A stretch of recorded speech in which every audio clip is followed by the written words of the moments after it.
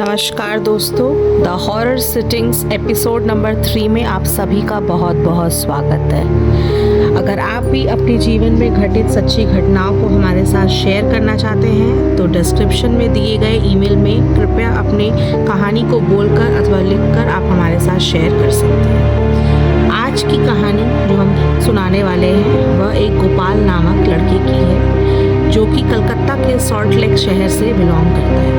तो चलिए देर ना करते हुए आज की कहानी की ओर चलते हैं। और आज की कहानी गोपाल की है। मैं गोपाल और यह मेरी उस रात की कहानी है जो आज भी मुझे रातों में डराती है।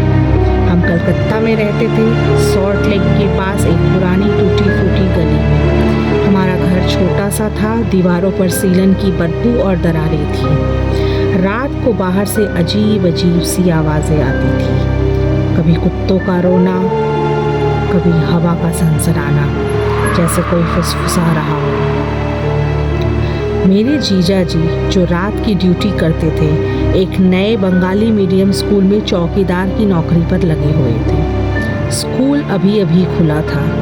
दिन में कुछ बच्चे आते, लेकिन रात को वह जगह खंडर जैसा दिखता। लोग कहते थे कि वह ज़मीन पहले कब्रिस्तान थी और वहाँ अजीब चीज़ें होती। हर रात करीब 10 बजे हम खाना खाकर जीजा जी के साथ स्कूल की ओर निकलते। साइकिल नहीं थी तो पैदल ही जाना पड़ता था। रास्ता लंबा और सुनसान था। हमारे कदमों की आवाज़ के सिवा सिर्फ सन्नाटा था। रास्ते में सेंट्रल पार्क पड़ता था जो रात को किसी शापित जंगल जैसा लगता। ऊंचे घने पेड़ों की टहनियाँ हवा में ऐसी हिलती जैसे कोई हमें घूर रहा हो। उनके बीच से कभी कभी अजीब सी चमक दिखती थी जैसे कोई आंखें हो। पार्क के पास एक पुराना बस स्टैंड हुआ करता था जहाँ टूटी फूटी बसें खड़ी रहती थी। उनकी खिड़कियों में से कभी कभी ऐसा लगता था जैसे कोई अंदर से झांक रहा हो। पास में विकास भवन था, लेकिन रात को उसकी इमारत एक भयानक साए की तरह खड़ी रहती थी और उसकी स्ट्रीट लाइट टिमटिमाती थी जैसे अब बुझने वाली हो। जीजा जी को तंत्र मंत्र का कुछ ज्ञान था। वे हमेशा कहते, गोपाल रात को इस रास्ते पर आंखें नीची रख, जो भी दिखे उसकी तरफ मत देखना। मैं डरता था, लेकिन जीजा जी के साथ होने से थोड़ा हौसला रहता था। एक रात जब हम पार्क के पास से गुजर रहे थे, हवा अचानक रुक गई। चारों तरफ सन्नाटा था, बस मेरी सांसों की आवाज़ सुनाई दे रही थी। तभी पेड़ों के पीछे से एक साया हिला। मैंने जीजा जी से कहा, जीजा जी वहाँ कुछ है। वे बोले, चुप रहे गोपाल, बस चलता जा। लेकिन मेरी नज़र पीछे मुड़ गई। वहाँ एक काला लंबा साया था, न इंसान न जानवर। उसकी आंखें लाल थी और वो हमें ही घूर रहा था। मेरे पैर कांपने लगे, डर से मैं थरथरा रहा था। आगे एक फुटबॉल ग्राउंड था जहाँ दिन में लोग खेलते थे, लेकिन उस रात वहाँ कुछ और ही मंजर था। अचानक हमें भैंसों की एक झुंड दिखाई पड़ी। उनकी आंखें आग की तरह चमक रही थी और उनके पीछे वो काले साए थे जो अब और साफ दिख रहे थे। वो साए हवा में तैरते हुए पीछे आ रहे थे।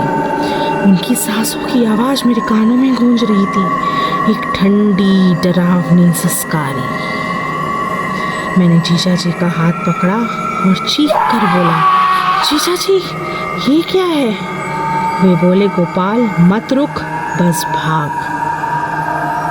रास्ते में एक पुलिस कॉर्नर पड़ा जहाँ एक पुरानी सी चौकी थी, लेकिन वहाँ कोई नहीं था।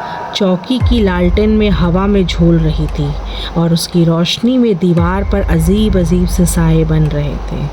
वहाँ से रास्ते 2 हिस्सों में बंटता था, एक लंबा जो मुख्य सड़क से जाता था और एक छोटा जो पार्क के किनारे से स्कूल तक। जीजा जी ने छोटा रास्ता चुना। मैंने मना किया, जीजा जी यह रास्ता ठीक नहीं, कुछ गड़बड़ लगता है। लेकिन वो बोले, गोपाल डर मत, मैं हूँ ना। जैसे ही हम उस रास्ते पर मुड़े, हवा इतनी ठंडी हो गई कि मेरी हड्डियाँ जमने लगी। मुझे लगा जैसे कोई मेरे कंधे पर हाथ रख रहा है। मैंने पीछे देखा, वहाँ कोई नहीं था। तभी दूर से एक हंसी की आवाज़ आई, एक खोखली डरावनी हंसी जो इंसानी नहीं थी। वह हंसी जंगल में गूंज रही थी, जैसे कोई हमें बुला रहा हो। जीजा जी ने मेरा हाथ जोर से पकड़ा और बोले, गोपाल दौड़। हम दोनों जान बचाकर भागे। पीछे से वह साया और करीब आ रहा था। उसकी सांसों की सिसकारी अब मेरे कानों के पास थी। एक बार मुझे लगा जैसे किसी ने मेरे गले को छू लिया। मेरी चीख निकल गई, लेकिन जीजा जी ने मुझे खींच लिया। किसी तरह हम स्कूल के गेट तक पहुँचे। गेट खुलते ही हम अंदर घुसे। स्कूल की लाइट जल रही थी, लेकिन वह पीली रोशनी भी अब भी डरावनी लग रही थी। मैंने पीछे मुड़कर देखा। गेट के बाहर वही काला साया खड़ा था। उसकी आंखें लाल थी और वह हमें ही घूर रही थी। एक साये ने अपना हाथ गेट की तरफ बढ़ाया, जैसे हमें पकड़ना चाहता हो। जीजा जी ने गेट ज़ोर से बंद किया और बोले, गोपाल आज के बाद इस रास्ते से कभी नहीं जाएंगे। उस रात मैं सो नहीं पाया। हर बार आंख बंद करता और वही लाल आंखें और वही खोखली हंसी मेरे सामने आ जाती। अगले दिन सुना कि उस रास्ते पर पहले कई लोग गायब हो चुके हैं। जीजा जी ने फिर कभी वह रास्ता नहीं लिया और मैंने भी कसम खाई कि रात को उस बाग के पास से कभी नहीं जाऊंगी। तो फ्रेंड्स, ये थी आज की हमारी तीसरी कहानी। आई होप आप सबको बहुत पसंद आई होगी।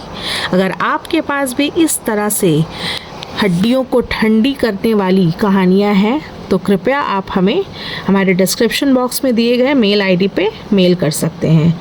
तो कृपया अगर आपको पसंद आए कहानी तो प्लीज़ चैनल को लाइक, शेयर और सब्सक्राइब करना बिल्कुल ना भूलें। Thank you.